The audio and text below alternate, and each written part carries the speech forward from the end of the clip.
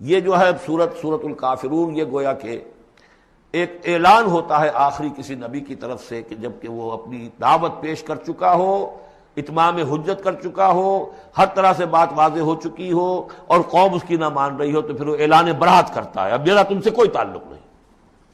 قل یا ایھا الکافرون لا اعبد ما تعبدون، کہہ دیجئے اے نبی، اے کافروں۔ یہ انداز کبھی بھی داعیانہ نہیں ہوتا، داعی کا انداز ہوتا ہے یا ایھا الناس، اے لوگوں، اے خدا کے بندو، یا ایھا الکافر، یہ ہے گویا کہ اعلان برات اس وقت جب کہ اب وہ سیپریشن ہو رہی ہے۔ آپ دیکھیں گے لکم دینکم ولی دین، ٹھیک ہے، تم نے جو تھا اپنے لیے چن لیا، اب تمہیں مبارک ہو، میرا دین وہ ہے جس پر میں قائم ہوں۔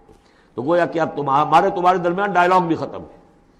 قل یا ایھا الکافرون لا اعبد ما تعبدون، میں ہرگز پوجنے والا نہیں اس کو جنہیں تم پوجتے ہو، ولا انتم عابدون ما اعبد، نہ تم پوجنے والے اس کو جسے میں پوجتا ہوں۔ اس میں نفی ہو رہی ہے۔ وہ کہتے تھے ہم تو اللہ کو بھی پوجتے ہیں، ہاں اس کے ساتھ کچھ اور چیزوں کو بھی پوجتے ہیں، لیکن اللہ کا پوجنا اگر کسی شرک کے ساتھ ہے تو وہ نفی ہے اس کی بالکل۔ ولا انتم عابدون ما اعبد، کوئی تمہارا اپنا تصور کا اللہ ہوگا کہ خدا جو تم نے بنا رکھا جسے پوج رہے ہو، میں جسے پوج رہا ہوں اسے تم نہیں پوج رہے۔